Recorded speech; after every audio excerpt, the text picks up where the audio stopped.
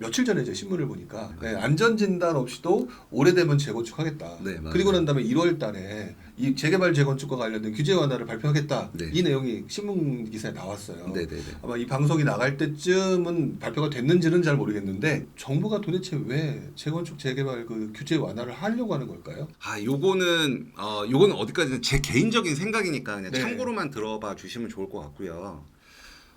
윤석열 정부 취임했을 때 그때 8.16 대책 나왔을 때 그 윤석열 정부에서 약속했던 공급 물량이 270만 호 플러스 알파였었거든요. 맞아요. 근데 그 270만 호 중에 50만 호가 서울이었어요. 음. 서울. 근데 그 말하는 공급이라는 게 아파트를 지어서 공급하겠다는 게 아니라 이제 부지를 확보하는 게 50만 호였거든요. 그러면 서울이 50만 호면 예를 들어서 연간 5만 호 정도를 공급한다라고 하면 50만 호면 10년치 물량 정도가 되거든요. 네. 근데 알다시피 서울은 재개발 재건축 외에는 공급할 방법이 없는 거죠. 그렇죠. 없는 거죠. 지금 막 신속통합기획으로 막 새로 선정되고 막 모아타운으로 선정되고 하는 이 일련의 모든 것들이 그리고 안전진단을 완화하고 막 이런 일련의 모든 것들이 서울 50만 호 공급을 위한 어떤 큰 그림이라고 저는 보여져요. 큰 그림이다. 예, 그리고 뭐 여러분들도 아마 신속통합기획 모아타운을 저렇게 많이 선정해주고 저걸 다 해줄 거야?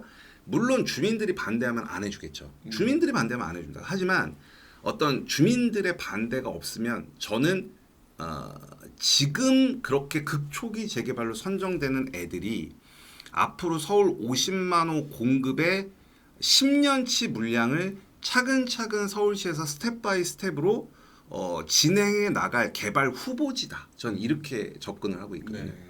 그러면 10년 동안 쭉 늘려서 이제 50만 호로 공급을 할 텐데 그럼 어디는 앞에 해주고 어디는 뒤에 해줘야 될 거잖아요. 그렇죠. 그러면 지금 재개발 재건축 안전진단 완화 이런 것들 그 다음에 지금 신속통합기획 모아타운 얘네들은 좀 약간 뒤편이 될 것 같고 그 다음에 뭐 지금 그 외에 정비사업의 전체적인 프로세스를 되게 단축해주고 뭐 조합 직접 설립제도라든가 이런 것들이 막 지금 행정적으로 지원이 되고 있거든요. 그러니까 그 10년을 쭉 늘려놓고 앞 단계, 중간 단계, 마지막 단계에 대한 플랜의 하나의 사인이라고 저는 생각을 합니다. 그러한 이러한 발표들 모든 것들이 다.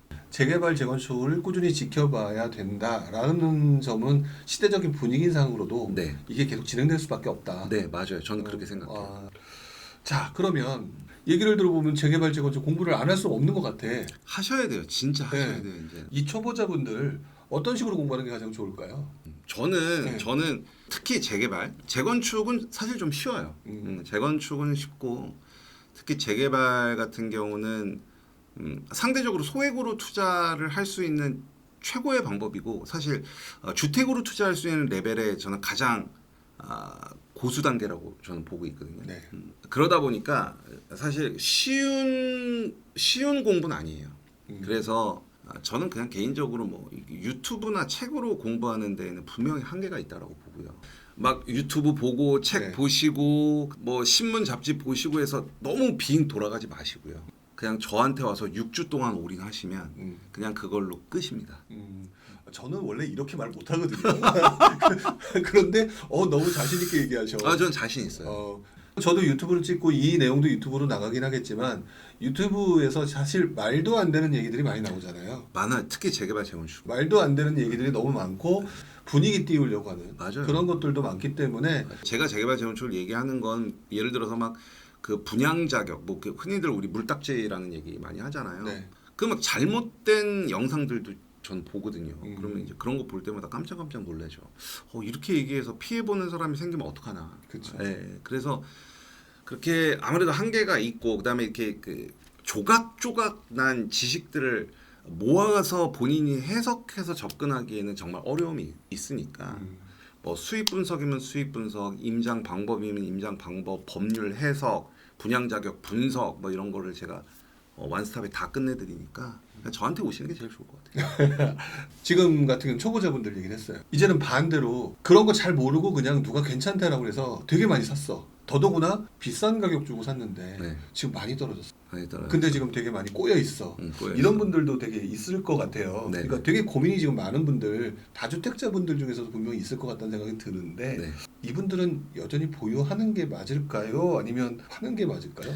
그러니까 그게 사실 뭐 어느 입지에 어느 물건을 갖고 있느냐에 따라서 제 해석이 완전히 달라질 건데 네. 저도 이제 수강생분들에게 상담을 하다 보면 물건이 꼬여 있는 분들을 대체적으로 보면은 이렇게 좀 상급지의 좋은 물건을 갖고 있다기보다는 좀 이렇게 상대적인 하급지의 개수만 늘려놓은 상황들을 더 쉽게 목격하거든요. 저는 과감하게 그럽니다. 그게 물건이 지금 취득세 중간은 우리 아직도 안 풀렸잖아요. 그렇죠. 그리고 뭐 잠깐 다른 얘기긴 하지만 저는 내년에 이 비아파트 시장에 대한 정부의 활성화 정책이 좀 나올 것 같다는 생각이 들거든요. 네. 그러니까 예를 들면 올해 같은 경우는 이제 아파트 시장, 그러니까 작년에 너무 많이 떨어졌으니까 올 1월 3일 날 막 DSR 풀어주고 하면서 이렇게 좀 이렇게 끌어올려줬잖아요. 네. 지금 사실 이번에 국토부 장관님도 비아파트 쪽 뭐 오피스텔이랑 빌라 얘기 계속 하시잖아요. 저는 내년에 요 비아파트 시장 쪽에서 우리가 포인트를 잡아서 투자할 수 있는 기회가 좀 많이 나올 것 같다는 생각을 좀 하는데, 재개발 쪽에서도. 예, 재개발 쪽에서. 그러니까 사실 오피스텔은 제 영역이 아니고 네. 이 빌라를 개발지, 그러니까 재개발 구역에 있는 이 개발지 빌라까지 포함이 될지 안 될지까지 저는 모르겠지만 사실 그거를 발라내는 정책이 나올 거라고는 생각이 안 되고 그냥 빌라 퉁으로 나올 것 같고, 그다음에 주택임대사업자 관련해서도 어느 정도 개정안이 좀 나올 것 같고, 그래서 기회가 좀 많이 나올 거라고 보는데, 그럼 결국은 뭐냐면 내가 막 이렇게 너저분한 게 있으면 너무 좋은 기회를 못 잡아요.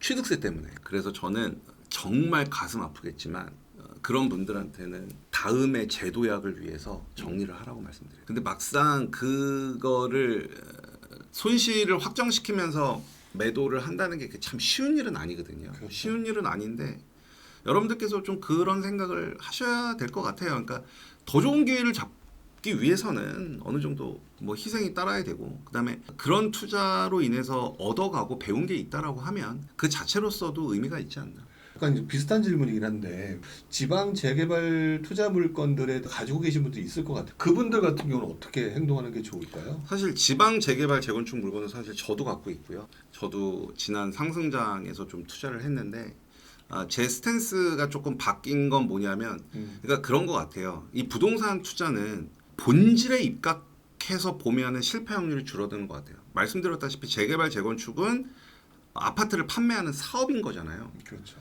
그러면 아파트를 지어서 내가 판매를 했을 때 비싼 돈을 받고 판매할 수 있는 곳은 서울인 거고, 그만큼 수요자들도 많은 거잖아요. 그럼 지방이면은 그런 사업을 하기 힘들다는 얘기잖아요. 그래서 사실 저도 지방 물건을 갖고 있고 뭐 얼마 전에 좀 왔다 갔다 했지만 정리를 하고 있거든요. 예를 들어서 내가 돈이 부족해서 지방을 내려갈 바에는 그 부족한 돈을 서울에서 사업의 앞단계로 들어가는 게 더 바람직할 거라고 저는 봐요. 예를 들면 서울에서는, 그러니까 지방에서, 그러니까 사업이 뒤로 가면 뒤로 갈수록 투자 금액은 더 커지거든요. 그렇죠. 예, 그러면 지방에서 예를 들어서 관리 처분인가 시점에 들어갈 자금이라면 서울에서는 조합 설립인 걸 앞으로 확 끌고, 그것도 안 되면 그냥 구역 지정 단계. 왜냐하면 아까 잠깐 말씀드렸다시피 저는 그 8.16 대책 때 발표된 서울 주택 공급 50만을 저는 그냥 흘겨보지 않거든요. 그 50만 안에는 굉장히 많은 의미가 내포되어 있다고 저는 생각하고 있고, 그 50만 공급을 위한 개발지들을 지금 막 저는 정하고 있다라고 저는 개인적으로 생각하고 있기 때문에 저는 지방에 내려가는 것보다는 서울의 초기 쪽으로 해서 투자를 이어나가는 게 조금 더 안전하고 확실하지 않나. 사업적인 측면을 봐서도 그래요. 아까도 말씀드렸다시피 저 지방 중소도시에서 아파트 파는 것보다 서울에 파는 게 훨씬 낫죠. 사업가적인 마인드로 보시면 이 대답도 사실은 그렇게 어려운 대답은 아닌 것 같아요.